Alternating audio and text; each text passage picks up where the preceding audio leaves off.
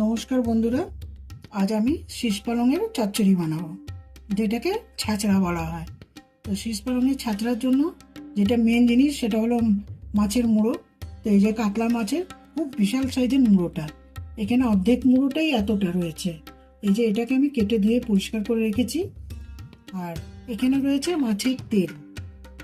তো ছাঁচড়ার মধ্যে মাছের তেল না দিলে পরে না সেই সুন্দর গন্ধটা আসে, ওর মধ্যে মাছের তেলটা দেয়। শুধু মাছের মুড়ো দিলেই সেই টেস্টটা কখনোই আসতে পারে না। তো এই হলো। এরপরে এই যে শীষ পালংটা মানে খুবই ভালো, খুব বেশি বুড়োও না, মানে একদম মোটা মোটা ডাঁটা, কিন্তু খুব কচি ডাঁটাগুলো। তো এটাকেও কেটে ধুয়ে পরিষ্কার করে রেখেছি। আর ওর মধ্যে যে সমস্ত সবজিগুলো দেবো সেই সবজিগুলো এই এখানে রয়েছে আলু, বেগুন, কুমড়ো আর মূলো। এগুলোকেও কেটে ধুয়ে রেখে দিয়েছি। এর মধ্যে যে সমস্ত মশলাপাতি লাগবে সেগুলো আমি দেখাচ্ছি। এই রয়েছে লাল লঙ্কার গুঁড়ো, এখানে 4 চামচের ভরে ভরে 2 চামচ লাল লঙ্কার গুঁড়ো নিয়েছি, কেন পরিমাণটা তো অনেকটাই আছে। আর এখানে জিরে গুঁড়ো নিয়েছি, এটাও 1 চা চামচ ভরে ভরে। তারপরে এই রয়েছে এটা ধনের গুঁড়ো, এটা প্লেন 1 চা চামচ নিয়েছি। আর এখানে ফোড়নের জন্য রেখেছি 5 ফোড়ন। আর এখানে রয়েছে নুনটা যার যার যে আন্দাজ মতন। এখানে রয়েছে হলুদ, আর এই যে রয়েছে চিনি। এটা তো একটু মিষ্টি মিষ্টি সাথে হবে, তো ওই জন্য চিনি রেখেছি। তো চিনিটা দেবো নিজের আন্দাজ মতন, আমি এটা এখানে রেখেছি। তারপরে পরিমাণ মতন চিনিটা দেওয়া হবে। মুড়োগুলো আমার সব ভাজা হয়ে গেছে, লাল লাল করে মুড়োগুলোকে ভেজে নিয়েছি। এবার কড়াতে তেল আছে, তেলের মধ্যে আমি ফোড়নটা দিয়ে দেবো। এই যে 5 ফোড়ন, 5 ফোড়নটা হয়ে গেলে এই সবজিগুলোকে এর মধ্যে ছেড়ে দেবো। 5 ফোড়নটা একটুখানি ঠিক মতন ভাজা না হলে 5 ফোড়নে যে মৌরির মেথি সব থাকে না, যে একটা সুন্দর গন্ধ, সেই গন্ধটা উঠে আসে না। এই 5 ফোড়ন আমার হয়ে গেছে। এবার আমি সবজিগুলোকে এর মধ্যে ছেড়ে দিচ্ছি। সবজিগুলো দিয়ে এর মধ্যে আমি নুন হলুদ দেবো। তো পুরো নুন আমি দেবো না, বাকি নুনটা আমি পালকটা যখন দেবো তখন বাকি নুনটাও দেবো।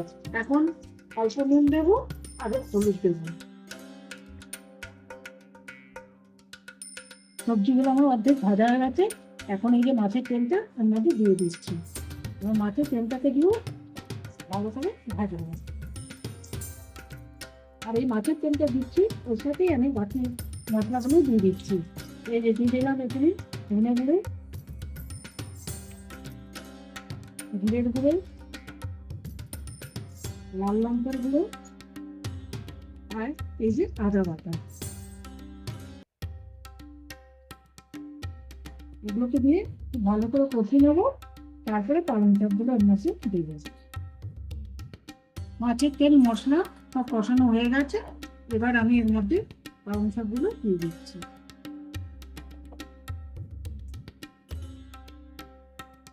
এগুলো দিয়ে এখন খুব ভালো করে কষাবো। আর এর মধ্যে আমি মাছের মুড়োটাও দিয়ে দিচ্ছি। একটুখানি যেই এটা মজে যাবে, পুরো ভরে যাচ্ছে তো, একটুখানি যেই মজে যাবে তখন এই মুড়োগুলোকে এর মধ্যে দিয়ে দেবো।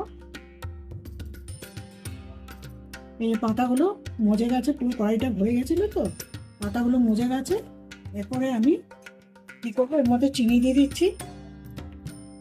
মিষ্টিটা যার যার নিজের আন্দাজ মতন। আর বাকি যে হলুদ গুঁড়োটা ছিল এটাও একটু দিয়ে দিচ্ছি। এরপরে আমি ওর মধ্যে মুড়োগুলোকে সাজিয়ে দেবো। চিনিটা আমি আগে এই জন্য দিয়ে দিলাম, হলুদটা চিনিটা মুড়োটা দেওয়ার পরে যদি দিতাম তাহলে এই মুড়োর মধ্যে চিনিগুলো ঢুকে যেত, হলুদগুলো ঢুকে যেত। তো ওই জন্য আমি একটুখানি আগে দিয়ে দিলাম। এরপর আমি মুড়োগুলোকে এর মধ্যে সাজিয়ে দেবো।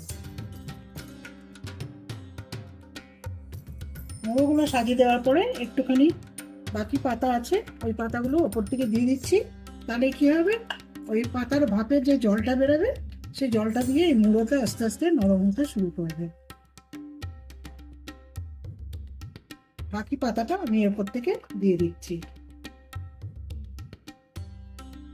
দিয়ে আমি এরপরে এটাকে ঢাকা দিয়ে দেবো।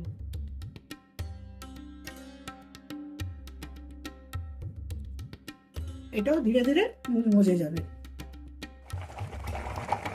আমার শীষ পালংয়ের ছাঁচড়া তৈরি হয়ে গেছে। আজ এই যে একটু ভেজা ভেজা লাগছে, এটা এমনি একদম ড্রাই হয় না। বিয়েবাড়ির যে ছাঁচড়াটা হয় সেই ছাঁচড়াটা কিন্তু একদম ড্রাই হয় না, এরকমই একটুখানি ভেজা ভেজাই থাকে, লটপটা টাইপের। তাই আমি এটাকে এমনি নামাচ্ছি।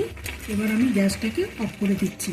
বন্ধুরা, এই হলো আমার অনুষ্ঠান বাড়ি বা বিয়ে বাড়ির শীষ পালং মাছের মাথা দিয়ে ছাঁচড়া। এটা কাতলা মাছের মুড়ো দিয়ে তৈরি করেছি।